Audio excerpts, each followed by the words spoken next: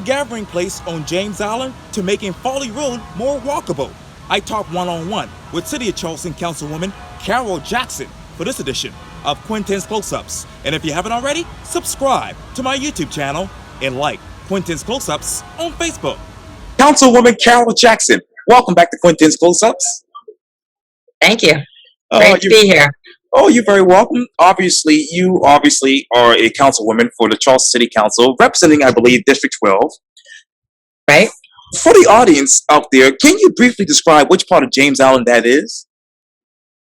Yeah, it's got a little quirk because I'm on the same side as the majority of the incorporated town of James Island, but for the most part, my district runs from the connector, the Ellis Creek area, right off the connector, to the east side of Folly Road, all the way down to the Folly River, and over to Harbor View. So Right. I have a great variety of older and they used to call them newer neighborhoods. I think the residents in what I call the spiderweb subdivisions that were annexed and developed back in the mostly 80s, 90s into the 2000s. A lot of those 80s properties are, we're needing to put their streets on the list for resurfacing and cleaning out storm drainage systems and things like that. So we can no longer call them the newer neighborhoods, but definitely compared to some of my constituents who live in some of the original African-American settlement communities and others that settled in here in the 50s when James Island was first being populated as sort of the newer suburbs of that era. GI Bill did a lot to encourage people to buy homes, in the 50s and the early 60s. So it's a great mix, and I love the fact that a lot of the neighborhoods are seeing a whole turnover between retiring baby boomers who are, moving on to downsize or change their lifestyle and selling their homes to younger families. My neighborhood ends at the Dock Street Park in Bayfront. Yes. And when we moved here, maybe we had one or two families. There was a husband and wife that had no kids, then she was pregnant, then they had one kid, now they have two kids, and they're pretty, and they're getting up there, and that's just been a repeating cycle. So it's really fun to sit on our little front porch and watch the families and the dogs and the, long-standing residents walk by to the park. Oh, yes. And what are those resurfacing that's going on in those in those areas right now that you just mentioned? Yeah.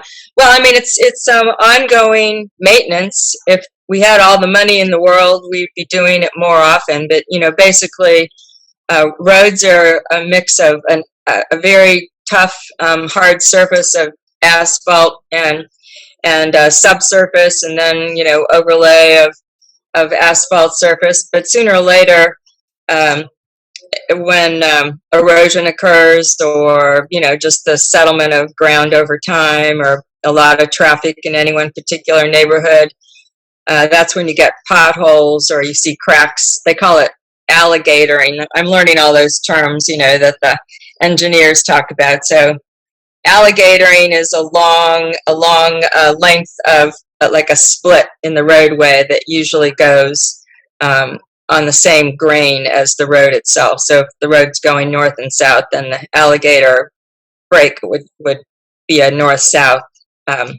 split in the road bed. And sooner or later, you can patch and you can even repair the subsurface, but sooner or later you have to redo the whole thing. So that's what we're up against now. The city gives our meager budget to the county, and they create the priority list with our input, and then they actually are the project managers for all the road resurfacing, and their share of that money comes out of one of the sales tax programs. That's exactly right. And speaking of priorities, kind of not related, but let me ask you this, Carol. What aspects or accomplishments of your first term are you most proud of right now? Well, in terms of my own learning curve, I think it's all about, the impact of climate change on the way that we're having to deal with flood protection policies and procedures and regulations. And so I've tried to play my part in case by case land use, approvals, making sure that we're following. And I was actually on the stormwater manual writing task force that worked for a full year in 2019, and then basically did a rewrite of our stormwater regulations that every builder has to follow, no matter whether they're building a single family property or a huge commercial property. And so I learned a ton, and it was a time where the city was working very hard to collaborate with some of the best practices that are now more what they call nature-based. So instead of doing gray infrastructure, which is like putting all of your drainage underground, running through pipes and connecting those up and hoping and praying that they don't clog up and, cause a lot of maintenance issues over time. A lot of the new best practices for how to manage water is to open up channels, use a lot of natural materials that absorb and filter water as it hits the ground from rain and runoff. And so it was really fun. We had people from, all the, we had landscape architects, we had Clemson Extension, we had DNR, we had the state controls agency. So a lot of people that work in the industry, but are trying to, really keep on top of the game for doing things right. So it'll benefit my grandson 50 years from now. Absolutely. So that's something I've learned a lot. I did put forward a couple of changes to our ordinance. The one that happened most recently is we sunset an ordinance that allowed single family homes to be redeveloped in what they call a cluster configuration. Normally we have a minimum lot size for a single family property, but in the cluster, the idea was to reduce the lot size, put the homes closer together around fewer streets, and then preserve and protect more open space on whatever property was being redeveloped. And that worked okay on paper when it was first initiated, 10, 12 years ago. But over time, the land that was most, beneficial to being developed that way was sort of done. And we were seeing proposals from future landowners or developers that really were creating a lot of infill challenges for the older neighborhoods or contiguous properties where they were trying to do a cluster. So I initiated a bill that stopped the cluster as it existed up until last October, and then I worked with my colleagues and the planning staff and the planning commission to rewrite a new ordinance that we're calling the conservation ordinance that really does meet the goals that we all agree for wanting to protect watershed or wetlands and open space and tidal creeks and things like that. So that felt really good. Yes, and what are those open spaces on James Island? Do you know of? That you know of? I think the last, in terms of the territory that's most identifiable is still open is the southern part of the island as you head toward Folly River. On either side of Folly Road, there's still a lot of what was original farmland down there. When you leave Grimble Extension in particular, even Fort Johnson, Folly Road divides that. Fort Johnson to the east is also Grimble to the west. It's the same intersection.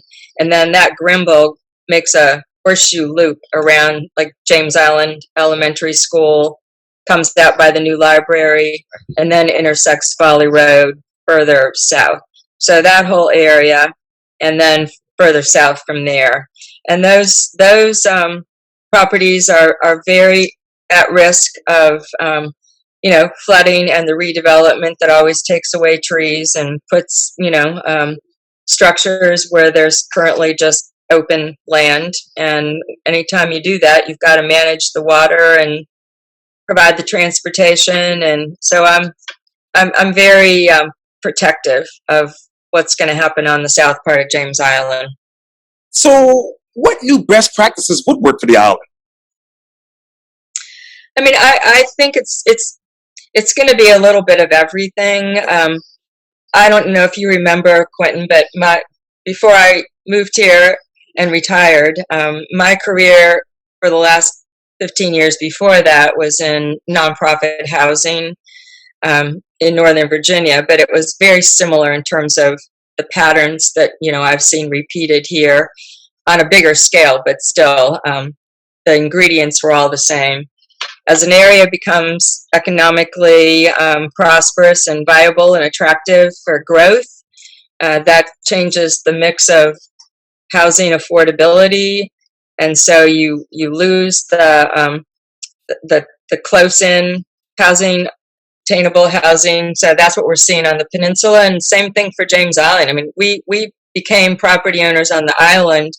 We'd owned a property down in Midtown on the peninsula on Cumming Street for 10 years from the early 2000s, but we exchanged that for property here on James Island in 2012, 2013. And at that point, we thought we had, some really affordable opportunities to look at when we were looking for our retirement home. But that, in the last 5 or 6 years, I mean, it's exponentially increased in price. And so what was a great, set of neighborhoods for startup, first-time home buyers and new families and, people that are still growing their careers and their income, it's becoming very hard. The inventory is shrinking. Sellers are, getting more than their asking price. So it's very difficult for buyers who aren't, the perfect lending candidate necessarily, or it takes them a little time to get approved for a loan. They miss out on all the buying opportunities. So that's not sustainable. So I do feel like James Island is going to have to play its part. We don't have the ground or the location to become like a mixed-use development area. Nobody has an appetite for that here, and I certainly don't. But I do think that we need to be looking at, like, my neighborhood has very big lots compared to the housing footprints that are here, and a lot of homeowners that are selling, the developers are buying and trying to do, like subdivision 1 or 2 other houses on what has been a 60-year-old single-family lot. And I would prefer, rather than just seeing that go, because then they're charging $1 million for the house, that we would be thinking strategically, especially near walkable areas like Folly Road. If we could go back to some of the housing types like my parents had when they got out of the war in the 40s, where you lived next door, in a duplex, or you had smaller houses that were all around a little courtyard where your kids could play safely, or little alley areas. And so that kind of housing is now reaching a new popularity. It's called missing middle. Okay. The missing middle housing, and it's a thing. You can Google that and find lots of examples of developers.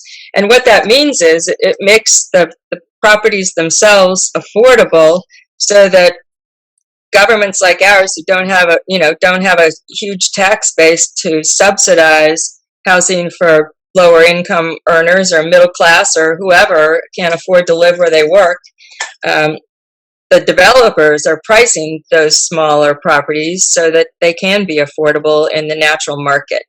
So I do think that we've got those sorts of thoughtful, decisions and incentives to be thinking about. They don't work for everywhere. I don't want to start any, rumors about Carol Jackson's, favoring density. That's not universally true, but I do think that there are good places that we could be fostering different types of housing that would be a range of affordability for the people that we really want to attract to continue to live in the city. And where exactly is that on James Island? Well, it'd be in scattered sites. Okay. So we're not like creating a huge, apartment community or anything like that. Yes, ma'am. Tucked away. Yes, ma'am. And you talked earlier about housing growth. Where exactly is that on the island? The what? The housing growth. Where exactly is that on the island?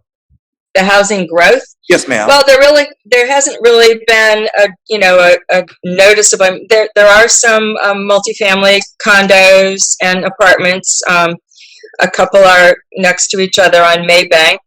Those were all permitted and under construction before I moved here permanently.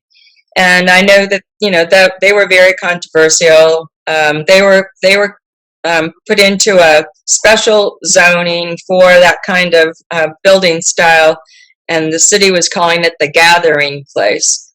And the unfortunate part about that zoning model was it was supposed to be like mixed use. So the gathering place was supposed to have a lot of amenities and the kind of retail that would keep people walking instead of in their cars for their daily, lifestyle purposes.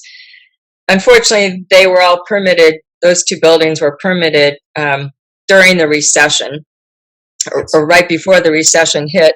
And then in order to, hold on, the owners of the property asked for basically a dispensation from having to do a lot of the mixed use part of their build outs. So it's pretty much just all residential, but they are conveniently located like to the Harris Teeter Shopping Center, and now we're going to have Maybank more walking opportunities over to the Terrace Theater, and so over time, that vision I think will take hold. And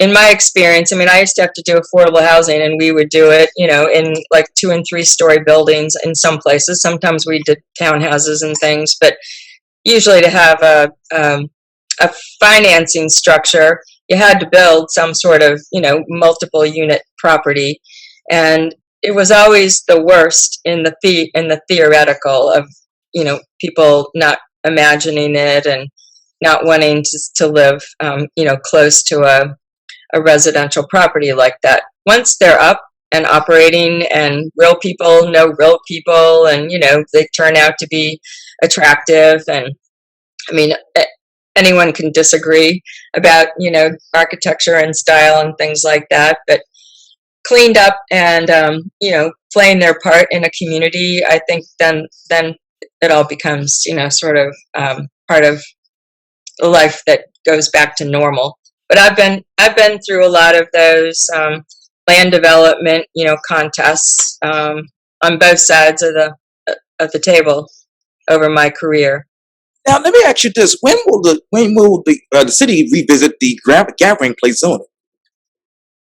Never. I think that was an unfortunate. The experience for that kind of zoning, really soured anyone on seeing it as a good value for continuing a land use activity like that. So, and really, we have. I think for me, it's more about making the commercial districts viable and flourishing. So I love one of the things that I'm very privileged to be part of is what they call the Rethink Folly Road Steering Committee. Right. Rethink Folly Road was a vision plan, a master plan that was created for the entire length of Folly Road, and which is really the only identifiable commercial district on James Island. Maybank now is having its cluster of commerce, but in terms of 100% commercial, it's really Folly. So we have an exciting plan. It's very hard to pay for it. We've got the first segment of what we call a multi-use path system that's going to go under construction probably sometime next year. We need to be buying right-of-way easements from some of the property owners. But essentially, it will be the first phase of a full length of Folly Road build out for people to be able to walk and bike up and down the roadway. So I'm very excited about that, and I do feel like the property owners are starting to get an appreciation for how just a new change of that kind of use, and obviously it'll be attractive, and I think the property owners are starting to appreciate that it really is going to bring value to their frontage properties, and we're hoping that over time some of the old single-story shopping centers that sit behind a sea of asphalt parking lot that goes underutilized for the most part, that those will be redeveloped into something that's more of a walkable village sort of style and use. Now, quickly, let me ask you this: how many easements do you all want to actually, gather? Yeah, I don't know. The first segment, it goes from the Ellis Creek Bridge. So if you know James Island at all, there's a one of those structures that sits way back off the road. It has the Wag Factory and Melvin's Barbecue Catering Kitchen. So it starts there, and then it goes down that side of Folly Road until get to camp, and then it's going to cross over camp, go down the east side until Walmart, and then we're going to improve the pedestrian crosswalk at Walmart, because right now that's totally unsafe. And there's bus stops on either side of Folly Road at the Walmart. So that's phase one. I think we're thinking that phase two will jump over the next southern segment from Walmart and literally do a 12-foot path that would be the pure the pure design that was envisioned from, say, Fort Johnson down to Folly. Yes. Yeah. I was walking down Folly Road just a couple of weeks ago. I know how dangerous that is. But Yeah. let me get back over to, obviously, the gathering place. Why is that still unlimited density in your mind? Well, I mean, like I said, I think those two properties are the only ones that were ever built under the gathering place zoning. And as far as I know, there was a movement to just, eliminate the gathering place from our code of ordinances, or ordinance code. I don't think we've ever made that step, but we have, since the 3+ years that I've now served on the council, we've never had a proposal to be rezoned for the gathering place density. So I think it's sort of a moot point. And we're going to clean up a lot of our land use code once we get the city plan adopted this summer. So I'm really looking forward to that. I mean, it's understandable during COVID, and now we have a change of planning director. So we've had some slowdown on the delivery of the city plan. But I'm really looking forward to how that's going to inform our zoning decisions into the future. And we've done great companion studies on housing, on water. We did a land use and water analysis by the same sets of consultants who did the Dutch dialogues for the city a couple of years ago, 3 years ago. And they've really done an amazing job of helping us understand the challenges to land use now. It used to be you could have a big plat or a big map, and it was like 2-dimensional, right? As long as you knew north, south, east, west, and the jurisdictions that you were planning for, you were fine with a 2-dimensional piece of paper. But now we have to have 3-dimensional zoning. We need to be looking at topography and hydrology, especially the way the water runs and works naturally with our tidal creeks, especially in a place like James Island and Johns Island, the sea islands that are, basically beholden. It's wonderful to have all the tidal creeks. I look out at one every evening as the sun goes down. So thrilled that I live in a place that, has water as a mainstay, but it also makes it very challenging to make sure that we're using land safely and proactively for, the resilient future that we all are working hard to accomplish. Well, and it's going to be a probably redundant question. How exactly can you change the land use plan code? It's possible. That is the authority that every jurisdiction has is to control land use zoning within the boundaries of not denying property owners the ability to use their land. So we can make changes to how they use it, but we can't say they can't use it. So that's sort of the overall general parameters. Okay. And I know some properties on James Allen have been rezoned from single family residential to limited business since you've been on council, I believe. Why have properties been upzoned to allow commercial businesses when traffic is the number one complaint on James Allen? Yeah, that's a good question. I think I voted against the one that I know you might be talking about. Again, the zoning goes back to the master plan that still nobody's really like putting it in front of us right now because we know it's on its way out to be replaced by our 2021 plan. But in 2010, there was a lot of envisioning that, James Island and Johns Island would have like the spines of their through road, which for James Island is Folly Road, Harbor View a little bit, but mostly Folly Road. And then Johns Island was Maybank Highway and a little bit Maine and Bow Hicket, right? So those were supposed to be the commercial spines of our islands. Again, on paper, it makes a lot of sense because you want to have people not have to travel for their services and their amenities, and hopefully, some office commercial will be developed that people can actually live and work, in a close context.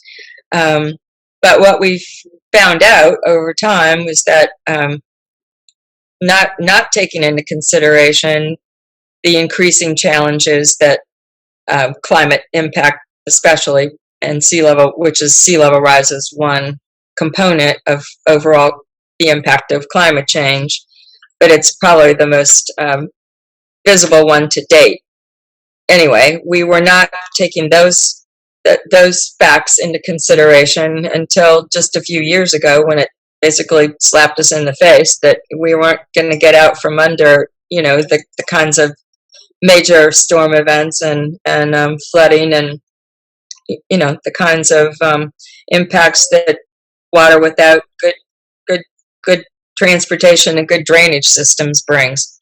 So you're asking about transit or transportation. That is also a very big theme of mine. I think that the whole region has been underfunded for the kinds of transportation needs that now we're having a hard time fostering and nurturing. CARTA, is funded by all the different governments, but they've traditionally operated very frugally. I think CARTA has a new vision for how it is going to fit into the, to the resilient, sustainable goals that we have as a region now. Getting electric buses and things like that. I personally would like to see us develop. Well, one accomplishment that I take credit for is we have two kinds of bus routes here on James Island that leave James Island and go downtown and come back again. So we have the express bus that leaves from Walmart. That's been very popular and very well, great ridership. It goes down through the medical district and ends up over at Meeting Street. So that has never had a ridership problem. And thankfully Walmart's been a great partner to CARTA and allowed the people to come and go from their parking lot. But the local bus has been, I think, a stepchild of, CARTA. It's sort of like you get stuck in a chicken and an egg thing. People who have to take the bus because they have no other modes of transportation, and they usually work the kind of jobs that are where it's the same as the pandemic. You don't get paid unless you show up for work, right? So we've had a bus route here that stops at the local bus stops. It's Route 31. You can look it up on the Carta app, and it travels to really convenient places for people, mostly on Folly Road, but it goes around parts of camp and places like that, down to the Harris Teeter on the near the Folly River. So it really does take people to where they live and downtown to where they need to work, but it takes 90 minutes to complete that route. So, and if you miss that bus, you wait 90 minutes until it comes back around. So I've been trying to get a second bus assigned to that same route ever since I took office, and that happened this year. And in the last, I don't even know if it's been 6 months, the last few months since the two buses have been in operation on the same route, ridership has increased 35%. So that was my theory at the beginning, that if you have more convenient buses, people are going to take them. It just makes sense. Parking is so expensive. There's nowhere to park. A lot of the service industry jobs don't come with parking. So having public transit that serves those kinds of jobs, I think makes total sense. So I'm hoping that we can continue on, putting proof to the myth that, well, we can't afford a bus for James Island.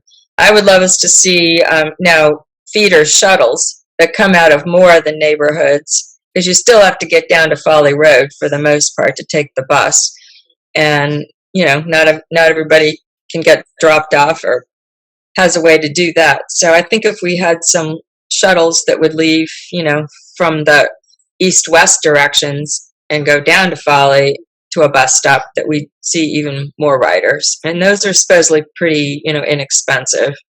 So would you adopt So you want to fund one, Quintin? Well, I was going to talk about, I'm looking towards, well, not looking towards it, but I'm thinking about it right now. But would you adopt the Carter Alva Palms to the beach shuttle and see if that actually? Yeah, I think it's worth a try. I mean, I'm a innovator, change person. That was, sort of the blessing and curse of my management career. I was always the one that had to bring change to a problem, and and I appreciate that it's really hard for people to get their minds around things that are theoretical. So I do consider that an asset that I bring to a lot of, challenges. I can see something and then try to, cheerlead my way into making it happen.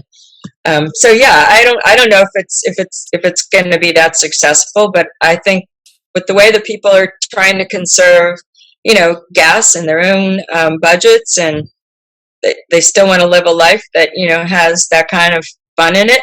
So, yeah, I think we should give it a try. Yeah, and nothing ventured, nothing gained. That's sort of my philosophy on a lot of things. Okay. And I was just taking the Folly Road bus just a week ago down to Publix, where I usually go for lunch. But okay.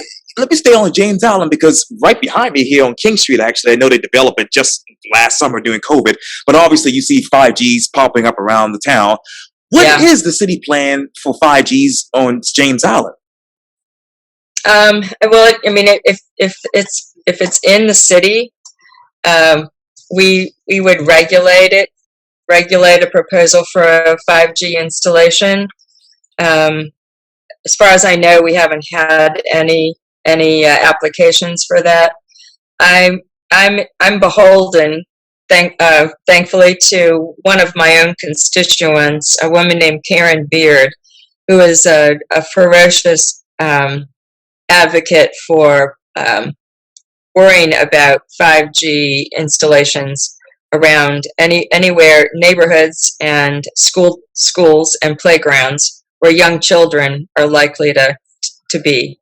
There's a lot of unknown public health, information about the long-term impacts of 5G radiation. It's a much more powerful source, as you can imagine. Four is one thing, five is more, and it's not something that the CDC has been tasked with studying on any sort of. So there are some private, a lot of private scientists and public health people that are putting together, sort of the book on what to be concerned about. But right now, it's a favored baby among the FCC in particular, and then a lot of advocacy groups that come out of the telecommunications industry and basically go around all the state legislatures and give them model, bills to pass that enable 5G and take away the authority of the local government to regulate it. So that's the case in South Carolina right now. The city established an ordinance to regulate the installations in our own districts, but we don't have teeth in terms of preventing it in any particular neighborhood. We can sort of nibble around the edges of that, but we can't say no just because we're worried about its proximity to kids or schools or whatever. So I can't say I spend a lot of hours in any week, really even thinking about this, but I am beholden to Karen, and she started a grassroots advocacy group. The wireless, I'm blanking on their full name, but basically they spent a long time sending representatives to council and giving us their opinions and their education about what they were learning about the industry, and so she and her group are joining in with other communities around the state to lobby the legislature. Unfortunately, they basically turned a deaf ear to any sort of protection, and the city, because we had our ordinance in place, they're not denying us the right to regulate it, but we can't change it. So it's sort of frozen. I'm hoping, and I think Karen and her group and the people who are doing a lot of the studies are hoping that the FCC under the new federal administration will be more thoughtful and, really especially give local government the chance to do their own due diligence and make their own law. That's called preemption, by the way. I really hate preemption. I think that's it's a detriment to local government taking care of people, taking charge, and taking care of our own citizens. Now, if the issue does come to James Island, how do you nibble around that issue, Carol? I mean, it really. I'm on the real estate committee of the city. Right. So the application, if there's anything unusual about the application, it would come to real estate. The mayor gives the final approval. So, he knows that I'm a watchdog on a lot of these things. But it really just all depends. I mean, we have to follow our ordinance. Right. Yes, ma'am. And quickly, I know the city is putting at least 3 car washes, I believe, on James Island. What have you heard from we have a lot of dirty cars, don't we? I don't know. I mean, if I wash my car twice a year, I let God do it with the rain, But, yes. I don't know. I mean, my experience of development uses, they're sort of trendy. They come in clumps, So I don't know which one was the most successful first, but there's and I'm blanking on the names now, but yeah, there's one that's moving over from West. I mean, they're having a second location from what they put together in West Ashley, and they're very popular. I mean, we regulate their safety practices, their accessibility. They have to go through what we call our technical review approval process. Mostly that's about stormwater, and it's about architectural design and landscaping. So we make sure that they're all, well landscaped for the long term, contribute to the overall greenness of our environment, and then don't contribute bad stuff to the waterways. Now, with those new free car washes, what exactly will be their accessibilities? I mean, it's more about the, cars going in and out safely, Okay. so they don't, endanger the commercial district. Yeah. Okay. And let me turn, obviously, to politics. You I'm obviously... in a nonpartisan job. You know Right, that, right? right. Absolutely, absolutely. I've been covering city council now for close to 10 years. But let's go back to December. Obviously, city councilman Harry Griffin got in some trouble about what he did and did not do at an event on a weekend in December. I know that you actually signed a petition to call for his removal. Would you have censured him instead? Say that again. Would you have censured him instead? Yes. I mean, if the council had any mechanism to hold a colleague accountable, or at least go through the process of understanding, the facts about that, yes. But we did not, and actually, that I was probably one of the key instigators of making sure that we had finding out for sure what our rights and responsibilities were in codes of conduct, and then asking the mayor to entertain it turned out to be a resolution at one of our council meetings, where we decided that we wanted to institute a code of conduct for our own behavior. Right. Now, you talk about the facts. Did you get all the facts before you signed the petition, Carol? No, probably not. I mean, it was hard to peel away, I think, in that time frame. So I knew that that the invitation had been submitted to Councilmember Griffin to be part of that permitted gathering that day, and I was sent the video, or the, I guess, audio tape from later on, when he, whatever he was saying to the gentleman who invited him, and actually defamed several of the council members in the process. So, do you forgive him? Do I forgive him? Harry Griffin. Yes, he asked for our forgiveness. Yes. Okay. And let me go even further back, obviously, last summer to right now. It's coming up on a year since, obviously, the John C. Calhoun statue has been removed. Let me ask you this. Should the removal of the statue been placed before the public as far as a referendum in November of 2020? I don't know. I don't know if we had that authority.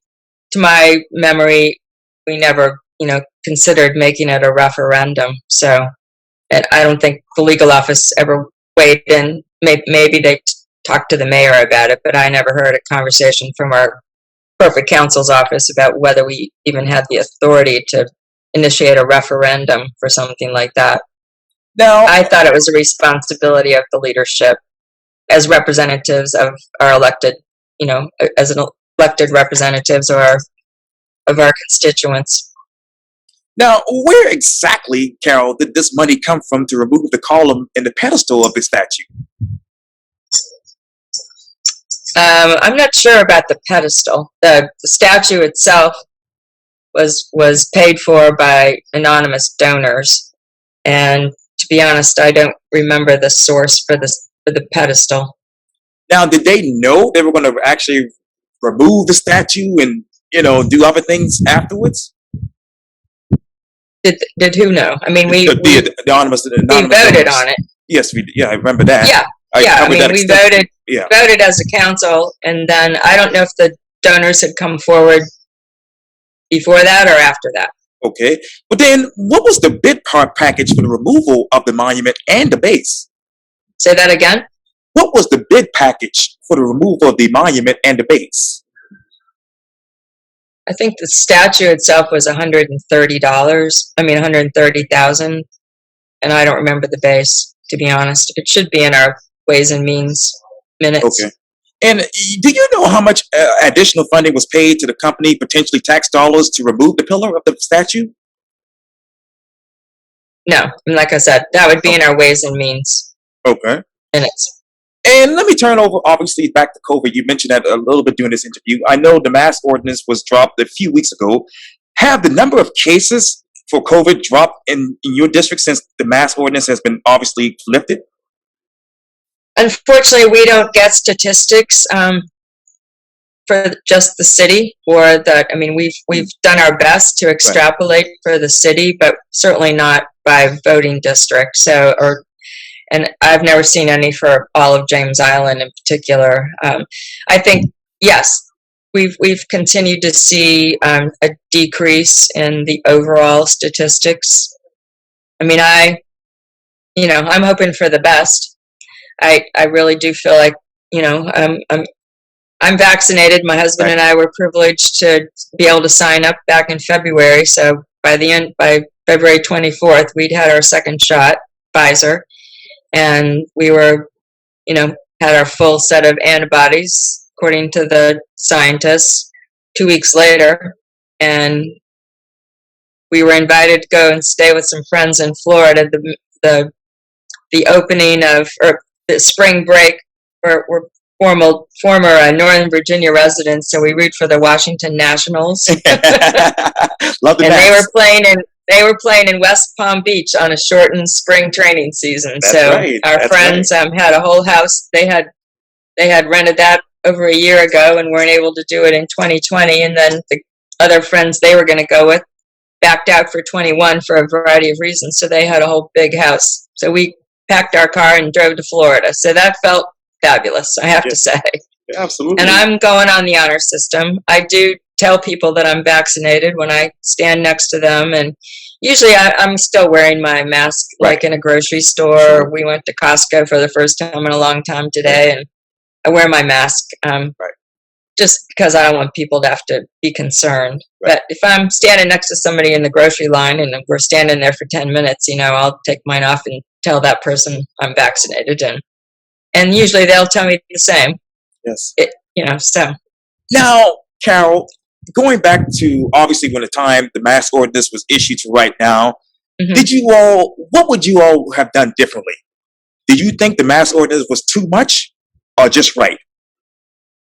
No, I think we did. I mean, I think we set the bar high early on. I was very happy to be part of the leadership that voted, to initiate first the lockdown and then the mask ordinances and the emergency ordinances that we instituted. I mean, we are, the tourist city of the state.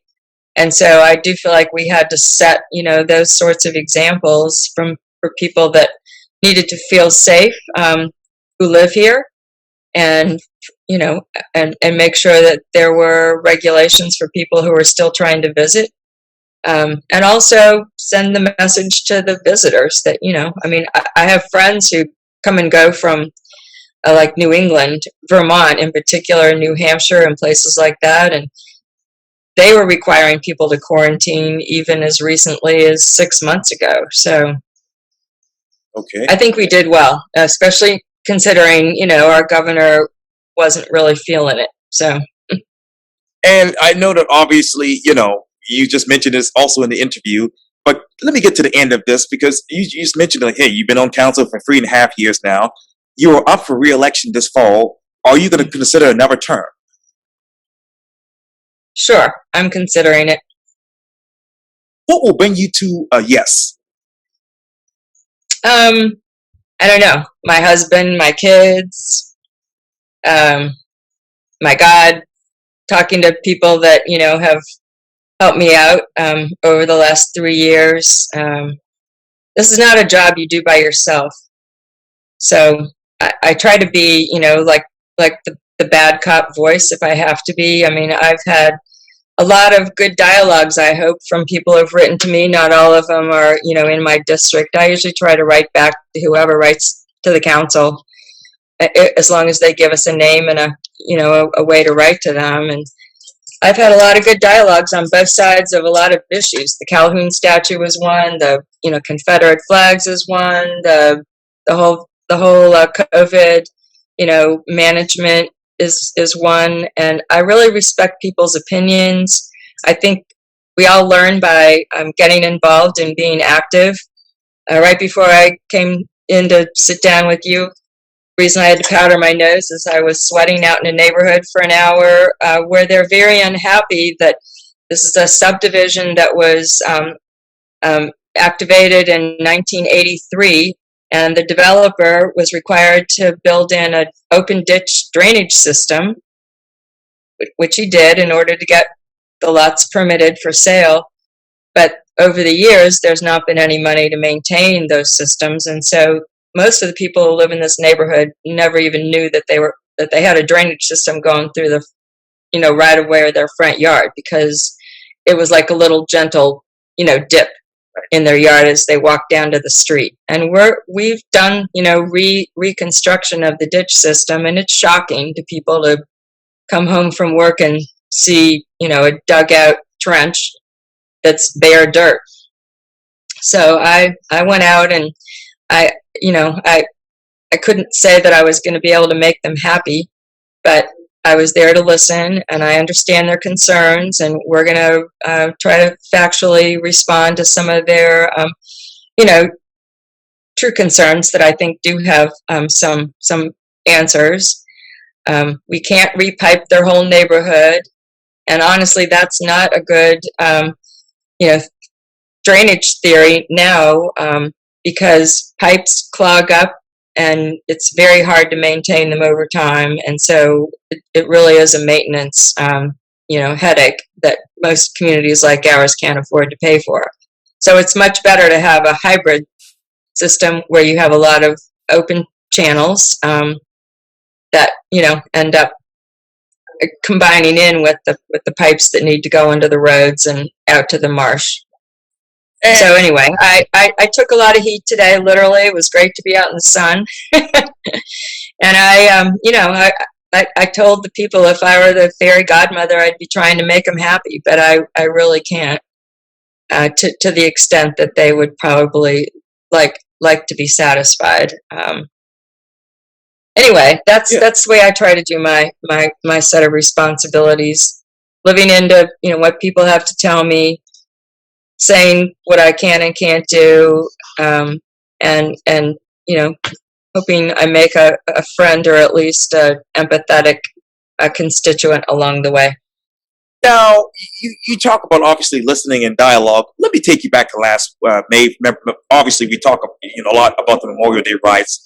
What exactly was that dialogue between the mayor and the police chief? Are you talking about the actual violence on King Street, or the next day? Yeah, the Memorial. Yes, the violence? Yes, ma'am. I mean, I think, have you read the after action report that the police? Yeah, I tried to read a little bit of it. Yes, ma'am. Yeah, I mean, I think the executive summary of that probably says, pretty clearly, we were caught flat-footed in terms of ever expecting that kind of, mob violence, taking out, in initiating physical damage on buildings, and more importantly, people on King Street that night. So the protest, I was out for the protest that afternoon on May 30th, and I went all the way down to the Battery, where it basically broke up around 5 o'clock, from 2 to 5. And I think, I certainly was, I was there with people that I knew from the ACLU and some other local organizations, just by happenstance, and a couple of my council member colleagues. And I think we all thought, well, this was good in terms of letting people express themselves about the horrific events of earlier that month over George Floyd's, killing. So no one was really expecting that kind of return to King Street for that night. And the chief is very clear about the lessons that were learned. I do feel like we've learned how to protect King Street. You've seen the changes to the King Street public safety now that we're initiating Thursday, Friday, Saturday, Sunday through the summer. We've deployed, so out here on James Island, we have Charleston Police Department Team 3. They patrol James and Johns Islands on a regular. They're on call. They answer, I don't know how many officers. It depends on which day it is and what time of day, but they're on call for our 2 communities. Now they've had to take part of their force, who would normally be off, and deploy them downtown for these weekends. So we're going to be stretching our police force very thin in the process of, making sure that we're going to be on the job on King Street.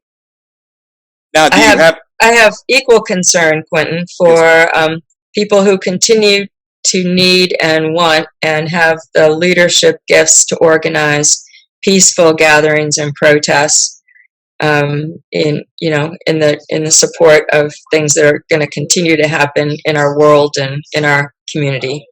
So I do feel like over time we need to be a little more clear about what happened on May 31st in terms of protesters being arrested that really were just peacefully protesting. They were talking back to the officers. I think the officers were tense and stretched thin and probably, overreacting. They weren't using force or anything. I'm not saying our police behaved badly on the 31st, but they did take some people, and arrested them, cited them for unlawful whatever. And, so those people had to go through the process of mounting defense or having their cases dropped, or in the few cases that literally, the charges stayed. But a lot of people were detained and then, it never really went all the way through any sort of arrest process. And I do feel like those people also have a right to be heard and respected. And we tried to do that as openly as we could during the creation of the after action report. We left the public comment period open for another 45 days after we had said it was going to end, just because we wanted to hear from people that were upset about what happened that Sunday. Right. So I hope we continue to do that. I hope we continue to try to bring people around ahead of any potential problems. I think that worked really well this past Monday when Justice for Jamal supporters organized a gathering on Marion Square, and at the last minute, the mayor and the chief asked the organizers, well, wouldn't you like to get a parade permit and we'll let you go down Meeting Street? No problem, as long as you get a parade permit. So we initiated that. And I do feel like that worked out really well on Monday, and hopefully we gained, a little bit of respect in the eyes of the community that's always been rightfully suspicious about policing in a black-white era and location. And I know you got to run, but Councilwoman Carol Jackson, thank you for your time. And again, welcome back to Quintin's Close-Ups, and I hope to talk to you soon. All right. Thank you. Thank you. All right. Take care. Likewise.